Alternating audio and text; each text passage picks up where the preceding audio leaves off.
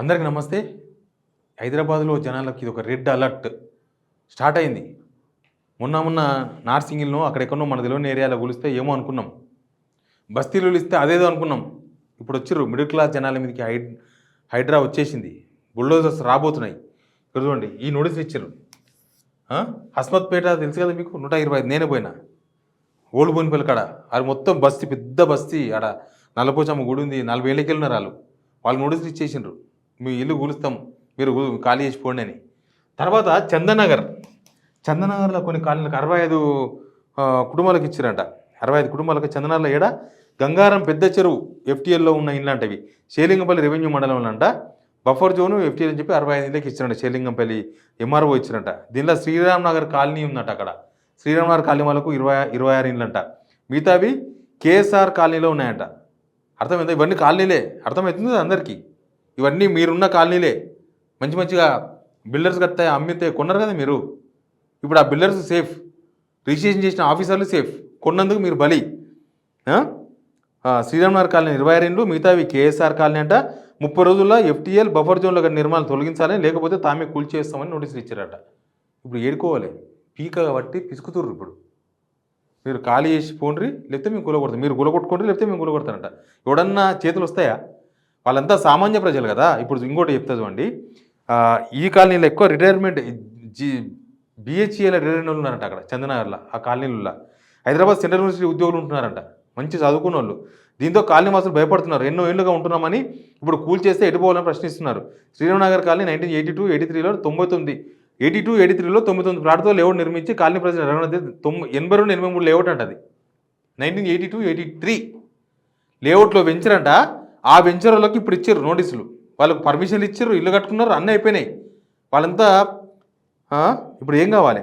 అన్ని అనుమతులు తీసుకొని ఇల్లు కట్టుకున్నారంట, అయిపోయిందంట. ఇప్పుడు పిర్జాదిగూడ 50 మంది, పిర్జాదిగూడ మేడిపల్లి దగ్గర పిర్జాదిగూడ కార్పొరేషన్లో తహసీల్దార్ ఇచ్చిన నోటీసులు. 40 ఎకరాల విస్తీర్ణంలో పెద్ద చెరువు ఉందంట. 15 ఏళ్లలో చెరువుకు చెందిన 10 ఎకరాలు కబ్జా కాగా కొంతమంది హైకోర్టును ఆశ్రయించారంట. కోర్టు ఆదేశాలతో తహసీల్దార్ నోటీసులు. ఎన్నివే మొత్తానికి హైడ్రా బుల్డోజర్ మీ ఇంటి మీదకి వస్తుందని చెప్తున్నాను నేను. మీ ఇంటి మీదకి వస్తుంది, ఇంక అయిపోయింది. ఇప్పుడే స్టార్ట్ అయింది వర్క్. మనం ఎక్కడో మనకు తెలియని ఏరియాలో, అక్కడ ఖానాపూర్లో, అక్కడ నార్సింగ్లో కొడితే ఏమో అటు ఏమైందో మనకు తెలియదు. ఆ చెరువులు అనుకున్నాం కదా. ఇప్పుడు ఏడికి వచ్చింది? మేడిగడ్డకు వచ్చింది, ఫిర్యాదుగూడకు వచ్చింది, చందనగర్కి వచ్చింది. వాళ్ళంతా ఉద్యోగులు అంట. ఆడ ఈడ ప్రైవేట్ ఉద్యోగం చేసుకొని ఇల్లు కట్టుకున్న వాళ్ళంట. 1982 వెంచరంట అది. ఇంకా ఇట్లా ఎన్నో అసలు ఎక్కడి చెరువులో ఎక్కడి కథలో 1974 ఎఫ్టీఎల్ తీసుకుంటే, ఆ 74 అంటే హైదరాబాద్లో ఎవడున్నాడు? అప్పుడు అన్ని చెరువులు ఉన్నాయి, అప్పుడు అన్ని పొలాలు ఉన్నాయి.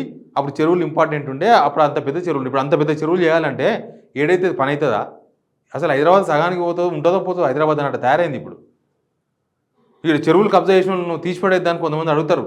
దానిలో మీళ్ళు ఉంటే మీకు తెలుస్తుంది నొప్పి. వాళ్ళకి పర్మిషన్ ఇచ్చింది ఆఫీసర్లే కదా. వాళ్ళతో ఎల్ఆర్ఎస్ గడిచింది గవర్నమెంట్ కదా. ఆ గవర్నమెంట్ అయితే ఈ గవర్నమెంట్ ఏంది అంటే గవర్నమెంట్లో కొన్ని పైకి దిగొస్తాయి ఏమన్నా? ఆఫీసర్ మీద చర్యలు లేవు. ఎవరి మీద 5 మంది మీద చర్యలు తీసుకున్నారు. 5 మంది కాదు, వీళ్ళకు ఎవరైతే పర్మిషన్ ఇచ్చారో ఆఫీసర్ రిటైర్మెంట్ అయితే వాళ్ళ దగ్గర నుంచి రికవరీ చేయాలి అమౌంట్. వాళ్ళ దగ్గర నుంచి రికవరీ చేస్తే తెలుస్తుంది అప్పుడు. ఇవన్నీ ఏం కావాలి? ఈ ఏరియా వాళ్ళని అంతా ఏం కావాలి? వీడికి అయిపోలేదు, ఇంకా ఇస్తారంట. 10 ఎకరాలు కబ్జా అయిందంట. 10 ఎకరాల్లో 50 ఇండ్లే ఉంటాయా? 5,000 ఇండ్లు ఉంటాయో లేకపోతే 10,000 ఇండ్లు ఉంటాయో వాళ్ళందరికీ ఇస్తారు నోటీసులు ఇప్పుడు. అందుకే రెడ్ అలర్ట్ అని పెట్టినారు. రెడ్ అలర్ట్ ఇది హైదరాబాద్లో ఉన్న జనాలకి. ఇక మీరు మాకు సేఫ్ కదా, నాకు 2 కిలోమీటర్ దూరం ఉంది కదా చెరువు, ఇక్కడేముంది అనుకోకండి. 1974లో ఏముందో ఎవరికి ఎరక. ఆడ చెరువు ఉన్నదేమో, అదే చెరువు, ఆ 2 కిలోమీటర్ దూరం ఉన్న చెరువే మీ ఇంటి కింద ఉన్నదేమో, ఎవరికి ఎరక. వ్యవహారం అయితే ముదిరింది.